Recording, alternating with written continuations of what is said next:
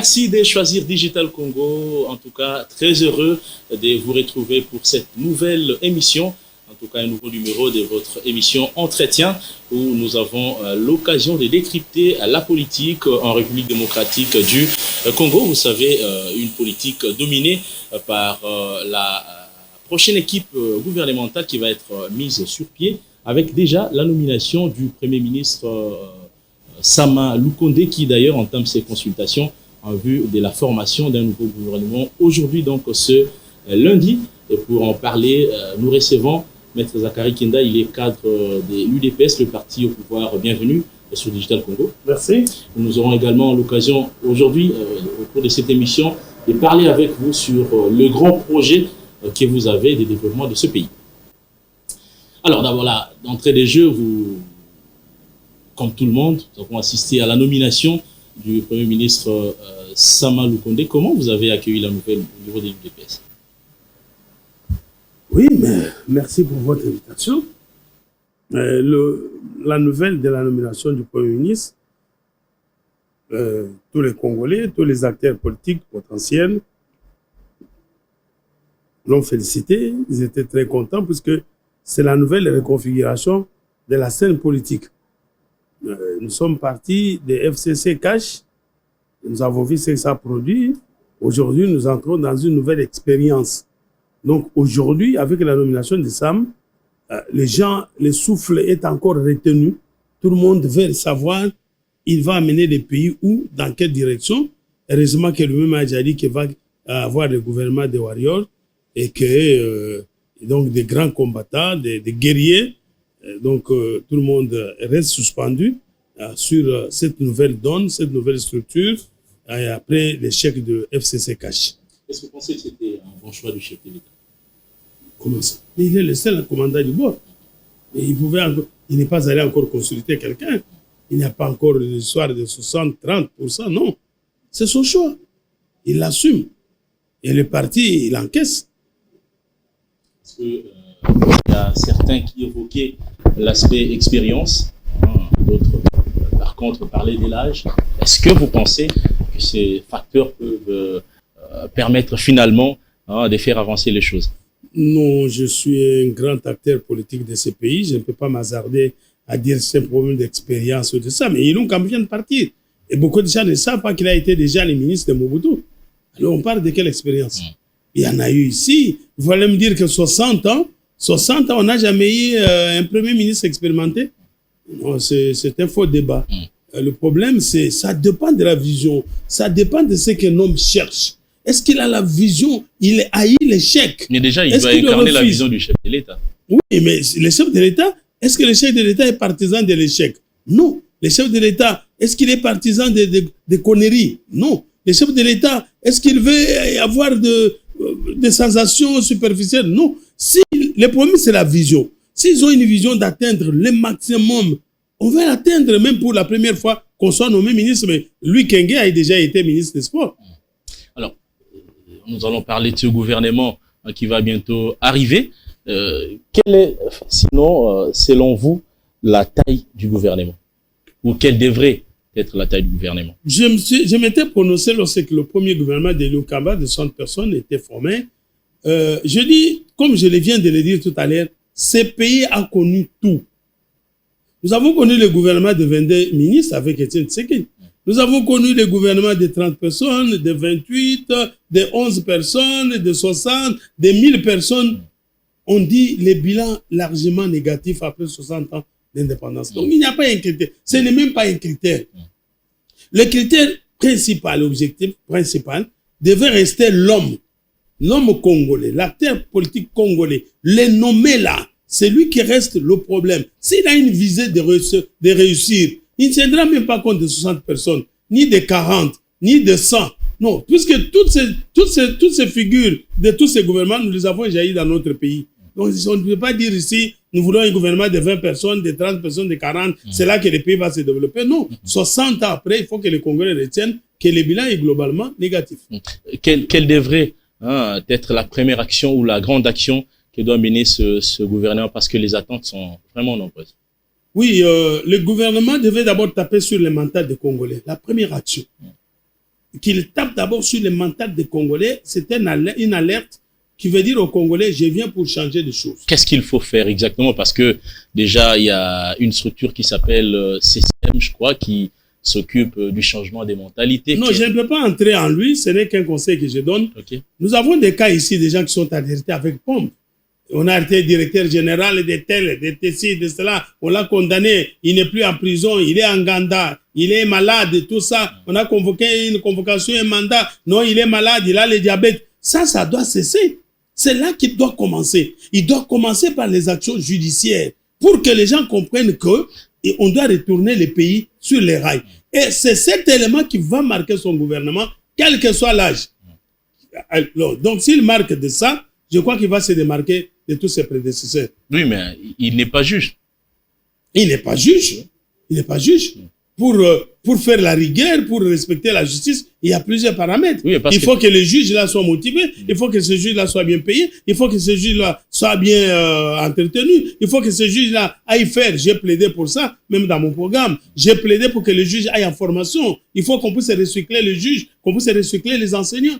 J'ai plaidé pour ça. Et dès qu'il y a ces signes visibles, physiques, comme ça, vous verrez que ça va aller. Kabila est arrivé dans ce pays. Aujourd'hui, Kabila est mort depuis 2001. Jusqu'aujourd'hui, les gens continuent à monter dans les bus à 4 sur un banc. Ils s'asseyent 4 sur un banc. Et aujourd'hui, je suis chez moi, je prends la ceinture pour se mettre au volant. Je suis seul, sans qu'il y ait un roulage à côté de moi. Donc, ce sont des petites choses, des petites rigueurs qu'il faut faire changer beaucoup de grandes choses. Alors, le Premier ministre, dans son premier discours, après avoir été reçu par le chef de l'État, a déballé un peu son programme et surtout les principaux axes de son action. Il a parlé de la sécurité, il a parlé du social des Congolais, il a également parlé de la gratuité de l'enseignement des bases en République démocratique du Congo, un processus qui d'ailleurs bat des lettres sur les terrains.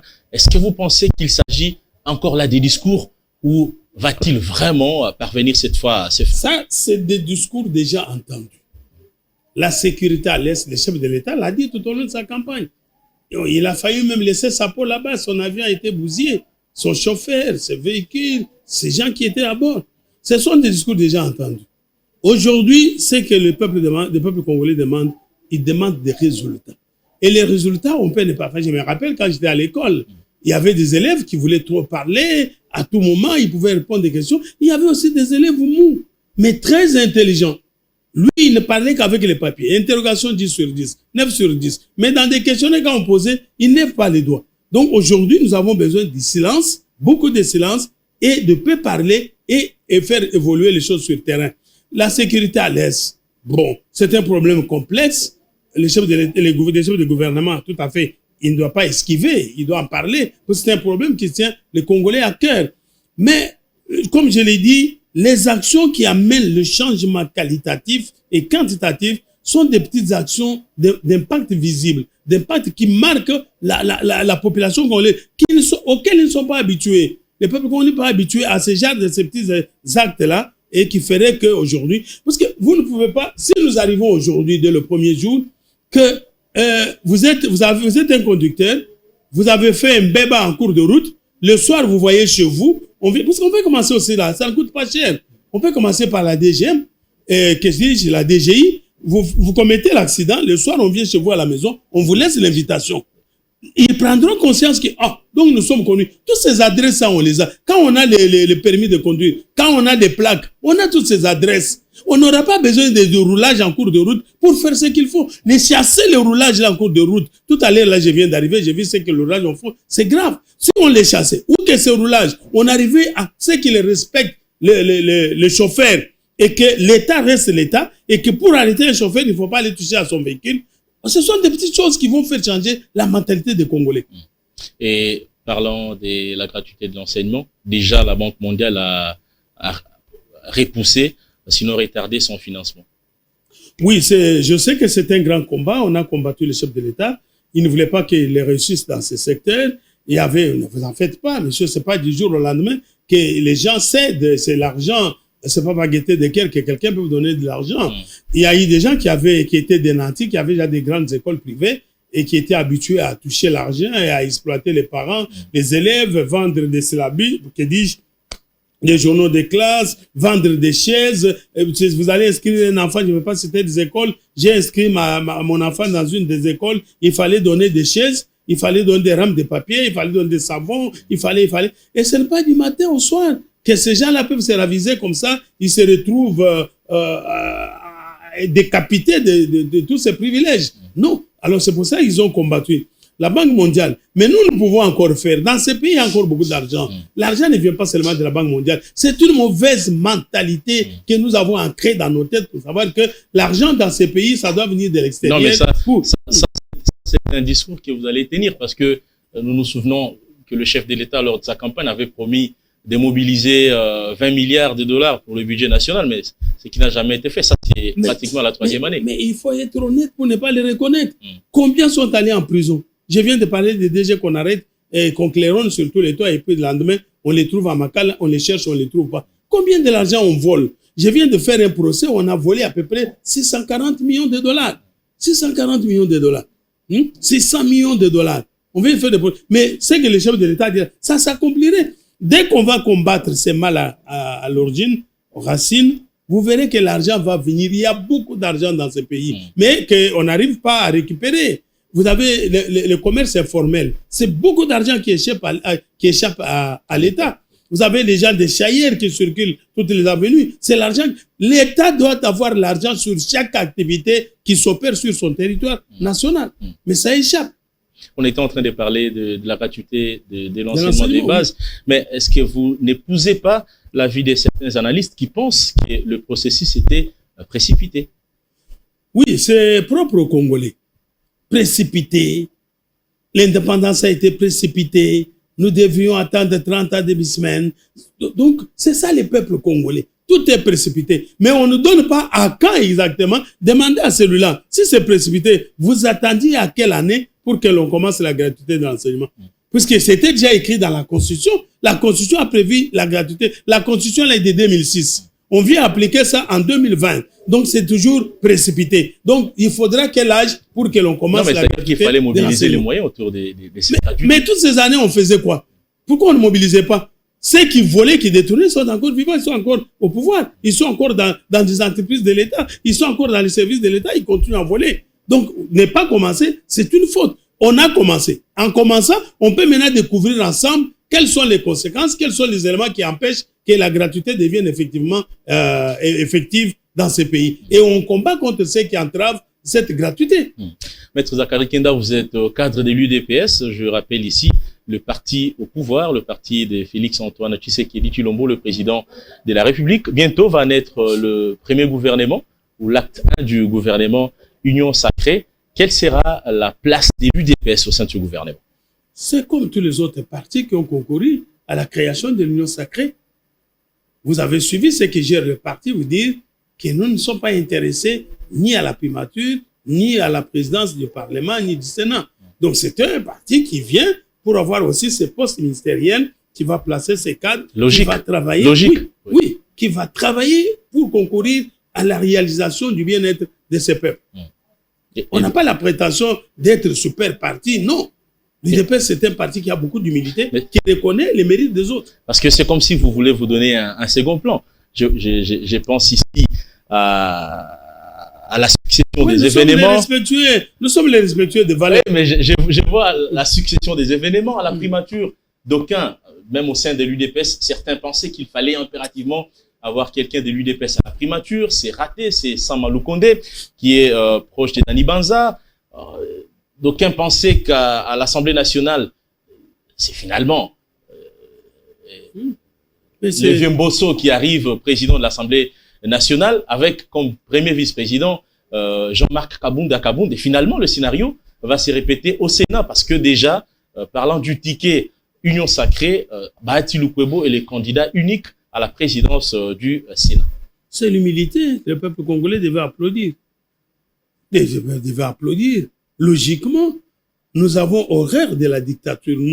Nous avons combattu 37 années de lutte, les dictatures qui sont précédées dans ces pays. Et nous ne voudrons pas forcément encore instaurer la dictature. Ce sont des signes évidents qui démontrent que vraiment les gens ont de l'humilité ils ont des répugnances contre les mâles. Nous ne voudrons pas nous montrer. Nous avons la force de dire, nous nommons le Premier ministre, nous avons la présidente de la République. Les chefs de l'État peuvent dire, je nomme le Premier ministre, je prends le Parlement, je prends ceci. Ça va s'appeler la dictature. Or, nous aurons servi les pays à quoi avec 37 années de lutte pour que nous puissions instaurer encore la dictature. Non, nous laissons les gens s'émouvoir et les gens nous jugent pour comprendre qu'effectivement, nous avons en face de nous des vrais démocrates. Mais vous n'êtes pas en train là de donner raison à ceux qui pensent que l'UDPS n'a pas de cadre. Oh, non, c'est la mauvaise foi de dire que l'UDPS n'a pas de cadre. C'est peut-être qu'ils n'arrivent pas à prouver, qu'ils n'arrivent pas à saisir notre humilité. Ils n'arrivent pas à prouver, à démontrer comment nous avons horreur. Vous ne voyez faire à la fois le pouvoir et l'opposition. Nous avons peur de la dictature. Nous ne voulons pas que ça arrive. Même Félix tel qu'il est là, nous devons l'attaquer. Nous les critiquons. Ça doit faire la fierté des Congolais que de voir un parti au pouvoir critiquer leur propre président de la République. C'est une fierté. Ce n'est pas que nous n'avons pas de cadre. Mais comment avons-nous tenu 37 ans si nous n'avons pas de cadre? Comment toutes les infiltrations, comment tous les débauchages étaient au sein de l'UDPS si l'UDPS n'avait pas de cadre? Vous avez entendu qu'on a débauché dans un autre parti politique depuis Mobutu jusqu'à aujourd'hui. On ne venait que débaucher à l'UDPS pour diminuer, pour fléchir l'UDPS. Oui, mais l'UDPS a porté toujours les cornes jusqu'à aujourd'hui. Non, nous sommes là, des grands cadres sont là-bas. Ils ne sont pas à citer, ils sont très, très, très nombreux. Je ne peux pas m'hasarder à les citer ici. Mais pourquoi le débat fait surface chaque fois? Mais c'est parce que les gens n'arrivent pas à comprendre, ils sont grandis dans la dictature.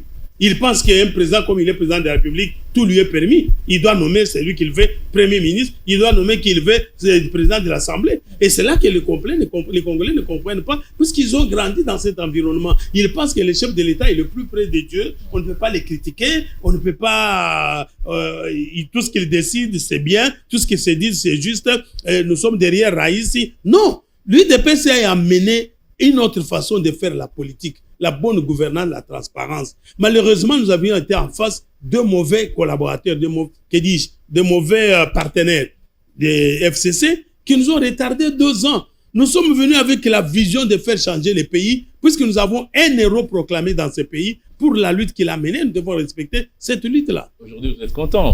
Vous n'aurez plus de prétexte finalement en 2023 parce que le FCC est parti. Oui, si demain que nous n'atteignons pas les résultats, alors nous devons avoir des regrets. Nous ne sommes pas des dieux. Nous nous battons. C'est pour cela que vous voyez que le chef de l'État se bat pour mettre en place des meilleures structures, des hommes sérieux pour avoir les résultats. Mais si c'est qu'il met et qu'il n'arrive pas à produire les résultats, nous allons regretter. Le peuple n'est pas mis aussi aveugle. Notre peuple est déjà mature politiquement. Il vit.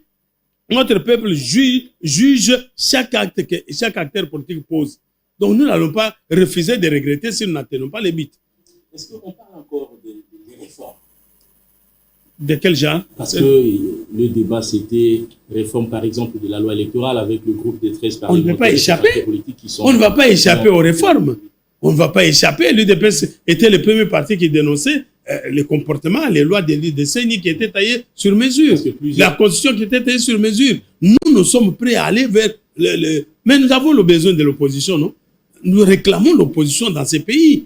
S'il y en a, nous voulons qu'il y ait une opposition forte comme nous, pour que nous ne puissions pas tomber dans la dictature, dans les travers, et que nous puissions servir la République, et que la République se souvienne que ces partis réellement se battaient pour un changement qualitatif. Parce que d'aucuns pensent que l'UDPS est en train de préparer un glissement pour 2023. Je fais allusion à la nouvelle tribune de Mouzito.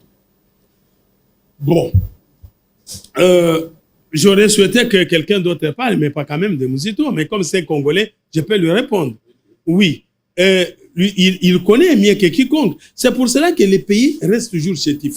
C'est pourquoi on n'aime pas le peuple congolais à évoluer. Il a été le premier ministre. Mais ce Mouzito doit venir faire une vraie opposition. Pas opposition du genre du DPS, l'opposition radicale, puisque nous étions en face des dictateurs. Aujourd'hui, en face, il y a un démocrate, tant soit peu, qui cherche à faire des choses dans la transparence. Dans la transparence. Je l'ai dit pour être contredit s'il y a des arguments de contradiction. Donc, nous sommes aujourd'hui en face d'un président qui fait ne fût qu'un effort pour que le tout se passe dans la transparence. Mouzito doit venir avec une opposition républicaine. De dire voilà ce que le chef d'État doit faire pour éviter les glissements. Il ne doit pas venir jeter un bout de phrase comme nous le faisions dans l'opposition radicale, puisque nous ne croyons pas aux dictateurs. Et ici, Muzito, en face de lui, les démocrates qui se sont battus, qui ont montré à Muzito comment on peut se battre dans l'opposition. Donc, M. Muzito doit avoir l'humilité de se taire, puisqu'il a dirigé ce pays et il a laissé le pays là où il a.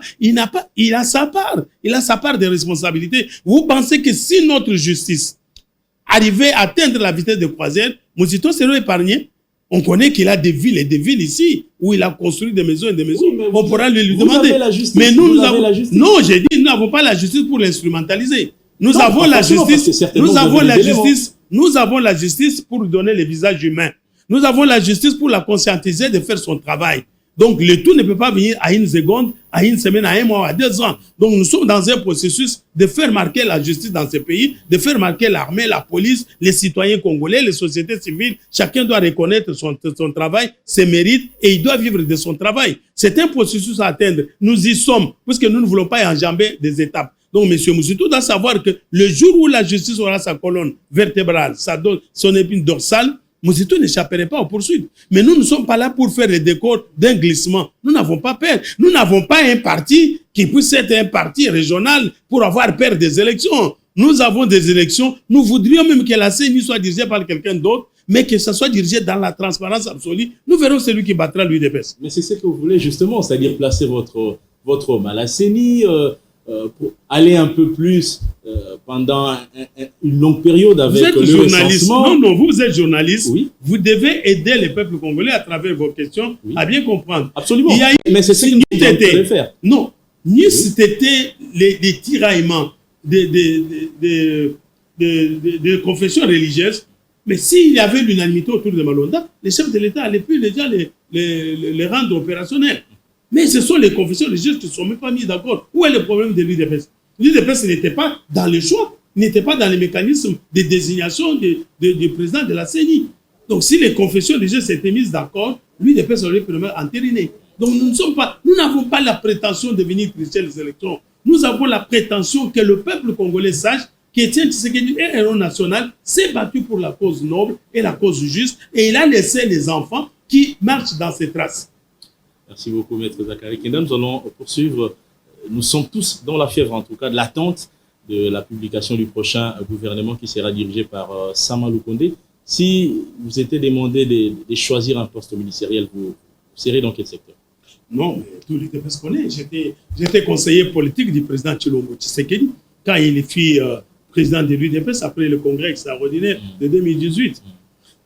Tous les cabinets m'appelaient Excellence, Monsieur le ministre de l'Agriculture. Tous les cabinets. Donc, vous choisirez de faire... J'ai dit, mais tous mes collègues conseillers à ces cabinets, j'étais une soixantaine. Oui. Tout le monde m'appelait « Bonjour, Excellence, Monsieur le ministre de l'Agriculture ». Et jusqu'aujourd'hui, il m'appelle ainsi. Moi-même, je dis, moi, je jette mon dévolu sur ce ministère, le ministère de l'Agriculture. J'ai entendu quelqu'un dire que le chef de l'État disait que j'avais fait le droit et que je ne pouvais pas être ministre de l'Agriculture. Je dis non, c'est une mauvaise... Mais pourquoi vous chérissez tant ce secteur? Et pourtant, vous avez fait le droit. Non. Tous les ministères à travers le monde sont d'abord des ministères politiques. Tous les ministères, d'abord, sont les ministères politiques. Parce que ça suscite ma curiosité. Oui. Parce qu'il y a la plupart des politiciens, bien le ministère du budget, les mines, les hydrocarbures, mais pourquoi seulement l'agriculture? Moi, j'aime l'agriculture. Pourquoi? Outre que je sois fils d'un grand cultivateur dans le coin de mon père, outre que j'ai fait 3e des humanités agricoles, mais je suis celui qui a prêché l'UDPS dans les médias pendant 28 ans aujourd'hui, jour pour jour. Je suis connu dans cette ville comme tel.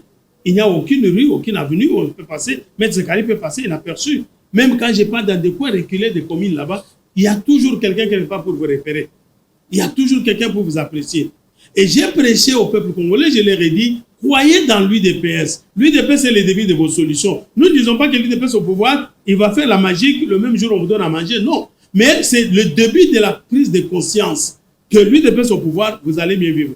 Voilà, je regarde, je dis, mais avec l'agriculture, il y a moyen de booster, de chasser la pauvreté. Et il faudrait que je prenne ces ministères. Puisque j'ai déjà dit aux gens, j'ai des comptes à rendre aux gens qui me suivaient, aux gens qui m'adulaient, aux gens qui m'admiraient, aux gens qui m'aiment. Je leur ai dit que l'UDPS va vous donner à manger, à boire. Et l'UDPS, son président a dit il va chasser la pauvreté et la corruption. Et pour chasser la pauvreté, je crois que le domaine le plus sensible et le plus sensible et le plus en vie, c'est l'agriculture. Alors il faudrait que moi-même je sois là pour être le gardien de cette agriculture, au fait que le peuple congolais puisse manger. Et savoir pourquoi. J'ai beaucoup travaillé pour savoir pourquoi le peuple congolais, 60 ans après, n'a jamais bénéficié de son sol, ne s'est jamais réjoui de son sol. Pourquoi il n'a jamais mangé le fruit de son sol, si ce n'est que les paysannats familiales de quelques familles dans des villages et dans des coins. Ouais, alors nous sommes voilà pourquoi je suis vraiment adulé. Je suis déterminé à avoir ce ministère. Si on me les confiait, vous verrez ce que je pourrais faire. Nous vous comprenons parfaitement. Nous sommes dans un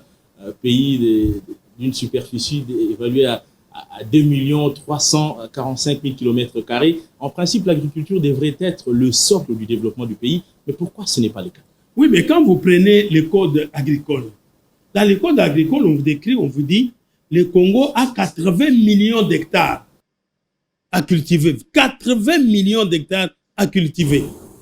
Donc, c'est temps vous dire, et nous avons 4 millions, nous avons 4 millions de superficies irrigables. Donc, c'est vous dire, quand vous prenez 80 millions moins 4 millions, nous sommes dans des 76 millions de terres qui ne demandent même pas l'irrigation.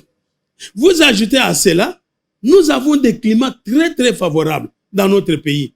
Vous ajouterez à cela les précipitations, les eaux, c'est partout. C'est ce que les agronomes appellent les facteurs de production. Et dès ces 3 facteurs de production sont réunis, on ne voit pas pourquoi on doit souffrir. Nous devons avoir la vocation agricole. Au premier plan, il est dit ceci, qu'avec les changements climatiques, les experts, je lisais un document, les experts, ils disent, les climats, ils disent, avec les changements des climats, avec le bouleversement des climats, et beaucoup de pays africains vont perdre le pouvoir de manger.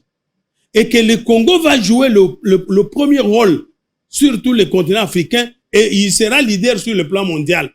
Mais ça doit faire arrêter un acteur politique de ma trempe qui s'est battu pendant 28 ans dans les médias, 37 ans à l'UDPS pour que le peuple croie à la lutte de l'UDPS. Et je dois être là-bas de telle manière qu'on ne puisse pas dire mais tu parlais trop, on t'a donné, qu'est-ce que tu as fait? Vous voyez, à ce moment-là, tout ça, le peuple devra manger. Mais nous sommes encore en deçà. Est-ce qu'il n'a jamais existé un plan de redressement du secteur agricole dans ce pays? Non, il y a trop de théories. Mais on n'a jamais peut-être trouvé un homme qui fasse appliquer les théories.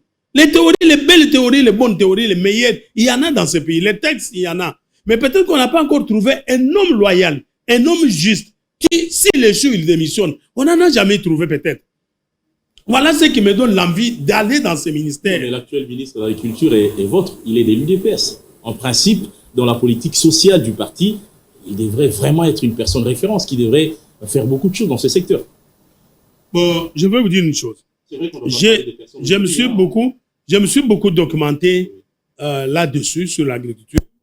J'ai demandé aux experts de partout pourquoi les pays n'arrivent pas à faire nourrir ses habitants. On m'a donné plusieurs motifs. On m'a dit que le budget de l'État était minable. La cause. On m'a dit que les gouvernements qui se sont succédés voulaient s'enrichir et s'enrichir vite. Les ministres qui se sont succédés voulaient s'enrichir et s'enrichir vite. Qu'il n'y avait pas de considération, qu'il n'y avait pas la collaboration entre les acteurs du ministère avec les spécialistes en la matière. Il n'y a pas de collaboration. On m'a même dit qu'il n'y a même pas eu de projet ambitieux. Il n'y a pas de position séditieux et ambitieux. C'est pour cela, dans tout cela, j'ai créé un projet ambitieux. C'est d'ailleurs, on allait... J'ai créé un projet ambitieux, bancable, que le gouvernement, si je suis retenu, puisse l'insérer dans le programme, dans les séries. Nous avons besoin de ce plan de redressement du secteur agricole que vous avez construit. On va arriver. Oui. Alors, je suis parti de tous ces éléments-là. En partant de tous ces éléments, je me suis dit, mais alors, à ce moment-là, comme le budget n'est pas vraiment, le budget est modique, et que ça continue à être modique, est-ce qu'il n'y a pas moyen de faire autrement? Avec les moyens de bord. Est-ce qu'on ne peut pas faire autrement? S'adapter à ces moyens de budget-là pour donner à manger au peuple congolais. Il y a toujours des moyens. C'est pour cela que dans mon programme, j'ai parlé de plan A, de plan B et de plan C. Allez-y, on a besoin d'entendre. Non, les plans, je suis parti d'une constatation. Le chef de l'État a dit qu'il venait pour combattre la corruption et qu'il venait pour chasser la pauvreté. La corruption, je me suis dit, mais quelles sont les causes de la corruption?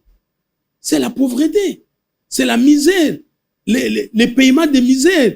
Et les gens se trouvent exposés. Je ne pense pas aujourd'hui, un magistrat qui s'est réveillé le matin, il a ses $10,000, il est logé, véhiculé, sécurisé, et que puisque un minable puisse venir lui donner $500 et prendre. Mais si lui-même, à la fin du mois, il a $400, et qu'un minable vient avec 500, il les trouve son patron, plus même que son patron. Voilà pourquoi on va à la corruption. Donc, il y a la pauvreté. Pourquoi la pauvreté? Il y a la pauvreté parce qu'il n'y a pas la production au pays. On ne produit pas. On peut s'élever, on peut être meilleur, on peut être bon, on peut être excellent. Mais dès lors qu'on ne produit pas, vous serez toujours dans cette situation-là. Je suis parti d'une expérience au village, parce que j'ai grandi au village. Dans un village, si votre maman ne cultive pas, si votre maman ne produit pas, vous êtes les abandonnés, vous êtes les roués du village. Vous êtes des enfants sans valeur, puisque votre maman l'appelle faible. Elle est faible, elle ne produit pas, elle est toujours là à la traîne des autres femmes qui l'appellent pour aller glaner dans leurs champs. Et lorsqu'elle va glaner dans leurs champs, à la fin de la journée, on nous donne un petit rien qui ne va pas suffire à nourrir ses enfants. Mais si votre maman au village, c'est une grande cultivatrice qui produit beaucoup de semences, vous êtes respecté dans les villages. C'est ainsi sur le plan national. Dès lors que nous ne produisons pas assez, nous devons rester pauvres. Et quand on est pauvre, on est soumis à toutes les tentatives du monde. Voilà pourquoi je me suis dit, alors ce plan-là, je suis parti de ces postulats-là. Et je me suis dit, non. Nous avons dit dans ces pays que le sol doit révolutionner le sous-sol. C'est-à-dire, le sol doit remplacer le sous-sol. Le sous-sol, c'est-à-dire que les gens sont partis des minéraux. Ils ont cultivé le cuivre, cobalt, zinc, diamant et tout ça, mais la population retrouve toujours au pied bas de l'échelle de la famine. On nous dit même que nous sommes les derniers avant je ne sais pas quel pays là, les pays pauvres du monde. C'est scandalisant d'apprendre 80 millions d'hectares à travers la République et vous dire de l'autre côté, on vous dit vous êtes au bas de l'échelle et sans prendre la conscience de ce que vous êtes. Ça, c'est très grave. Alors, à ce moment-là, je me suis dit, bon, j'ai décrit d'abord les pays. Je me suis dit d'abord, bon, j'ai dit non, mais le sol doit donner à manger au peuple congolais. J'ai dit le peuple congolais, comme mon programme, je l'ai intitulé, programme peuple congolais, crois dans ton sol. D'abord, le peuple doit croire dans son sol. Et je suis parti de la description de notre pays. Je me suis dit, le pays est divisé en 26 provinces. 26 provinces, et comme on avait supprimé les districts, nous avons 145 territoires. Je les ai identifiés territoires. Quand je prends Bazouélé, par exemple, je vais voir Inongo, je vais voir Mombasa, Mambasa, oui, je vais voir tous ces territoires-là. Et chaque territoire est subdivisé en secteurs. Nous avons au moins 471 secteurs à travers toute la République. Nous avons 5908 groupements. Nous avons 264 chefferies. Donc, tout c'est réparti. Je me suis dit, mais attendez, je prends mon stylo. Si je peux donner par secteur 10 champs, de chaque secteur produit 10 champs, j'ai fait des calculs, je trouve que le montant est très, très exorbitant. Ça me peut pousser dans des milliards de dollars. Je recule. J'ai dit chaque secteur va faire au moins 5 champs. Je calcule. Les territoires peuvent nous donner au moins 2 champs. Les centres-villes comme Kinshasa, dans toutes les sorties de Kinshasa, nous devons avoir au moins 1 champ. Donc, nous devons avoir au moins 5 champs. Comme Lubumbashi, je prends un exemple par Lubumbashi, où j'ai grandi, où je connais très bien. La direction Lubumbashi-Kasumbalès, nous avons un champ de l'État. Lubumbashi Kipushi, nous avons un champ de l'État. Lubumbashi Likasi, Lubumbashi Kasenga, Lubumbashi Kafubu, nous devons avoir un champ. Donc, toutes les sorties de la ville, on doit placer un champ. Ces champs-là pour servir la ville et pour servir les territoires au milieu qui séparent les centres-villes. Or, nous avons 35 villes. Quand j'ai fait la sommation, je suis tombé sur 2825 champs pour toute la République. Le budget, pour toute la République. En termes d'hectares, c'est 141 250 hectares. 141 250 hectares à travers toute la République.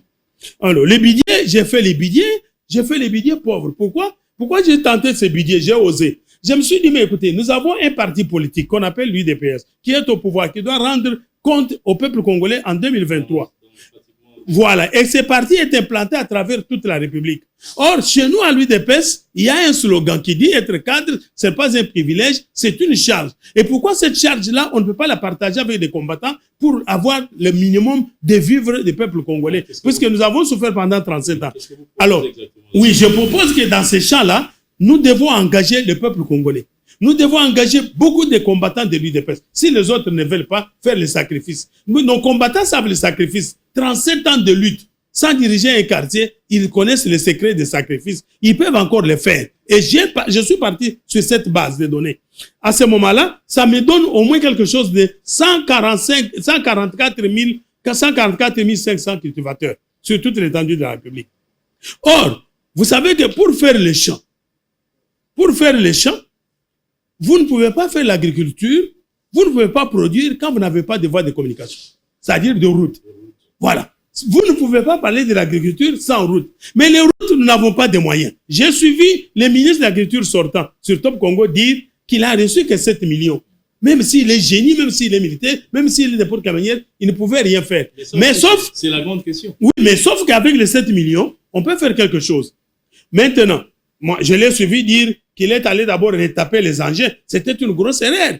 Quand vous n'avez pas de moyens, vous n'avez pas retapé les moyens. Je l'ai suivi encore dire le dynamisme de la jeunesse. C'est-à-dire qu'il y a des jeunes dynamiques. Et si les jeunes sont déjà dynamiques, ils remplacent les engins.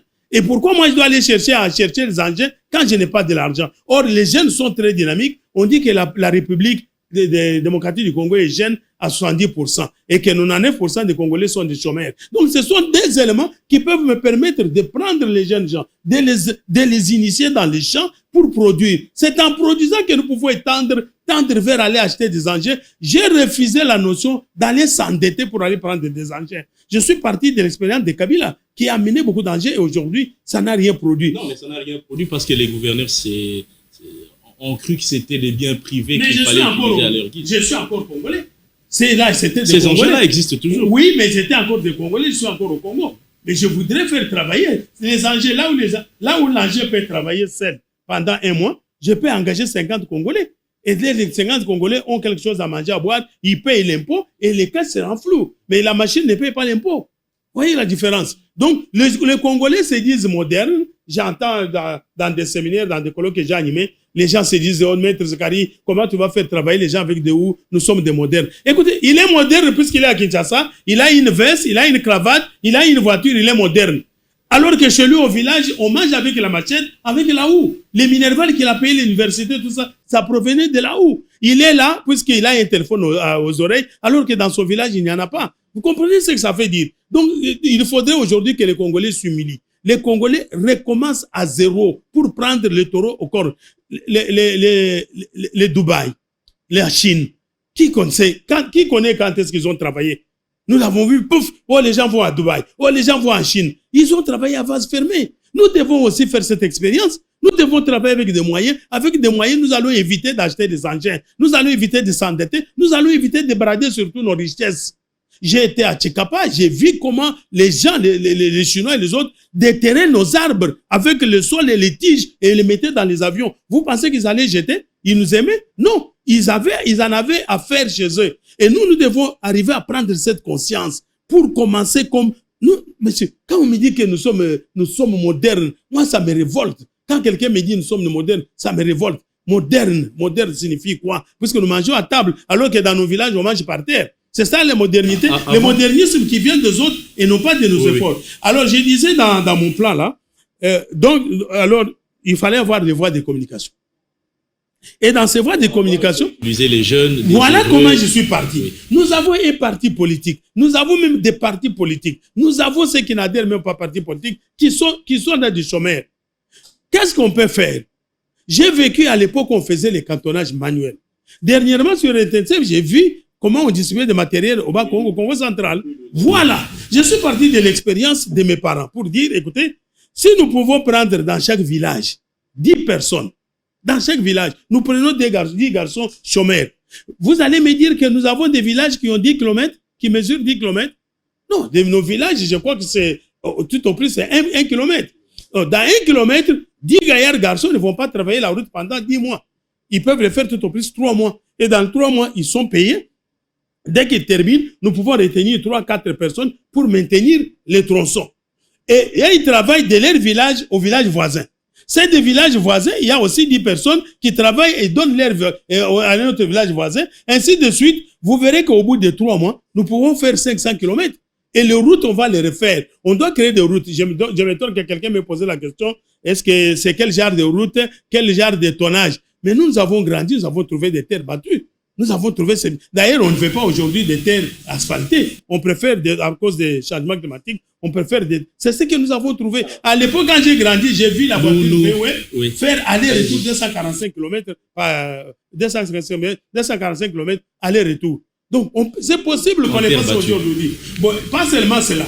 Je suis allé, puisque c'est un programme, bon, je parle d'abord de ça, et les gens qui doivent travailler doivent être motivés. Puisqu'il n'y a pas assez à leur donner. Ce sont des sacrifices de corvée. Mais ils peuvent, s'ils perdent d'un côté, ils peuvent gagner de l'autre. J'ai dit qu'il faut former des centres de santé.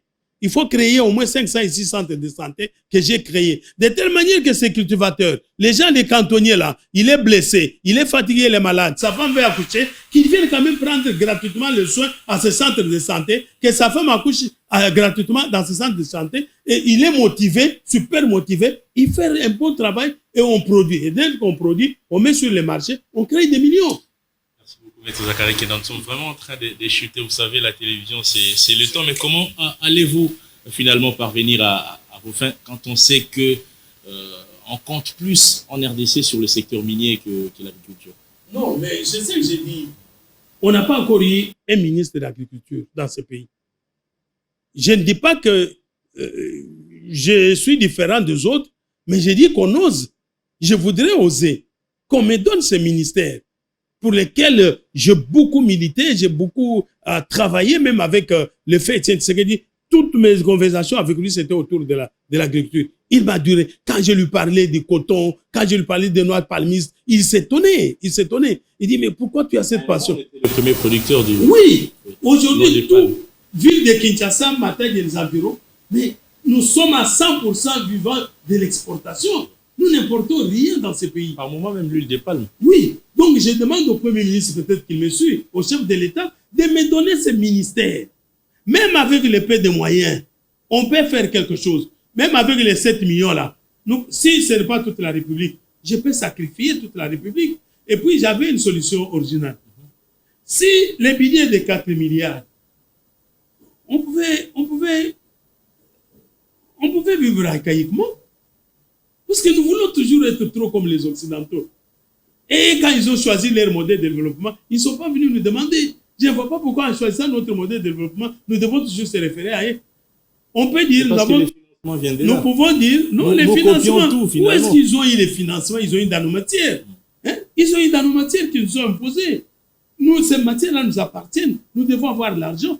S'ils pouvaient s'imposer dans les matières des mines et des cuivres et tout ça, mais ils ne vont pas se poser quand même dans les aubergines que nous allons vendre à Kinshasa, à Kanang, à Mboujima et à Ndembe et ailleurs.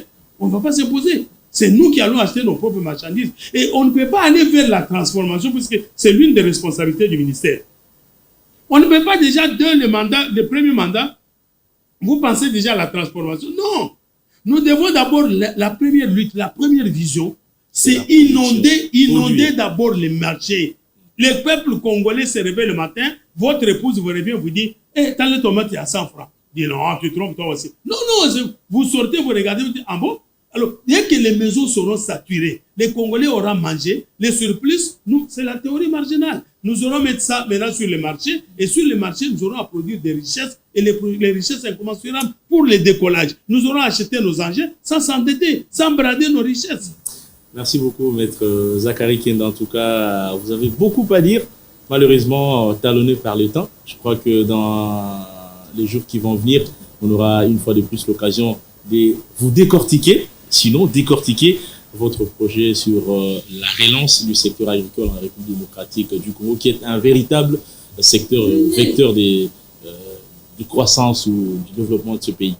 Merci en tout cas à vous qui nous avez suivis. Une fois de plus, merci à notre invité qui est pratiquement notre permanent et très disponible pour répondre à notre invitation. Merci à vous d'avoir été des nôtres. En tout cas, Digital Congo reste la vôtre et avec le prochain numéro qui va arriver d'entretien, vous aurez également la possibilité d'être mieux informé sur l'actualité politique en République démocratique du Congo. Merci à vous. Merci.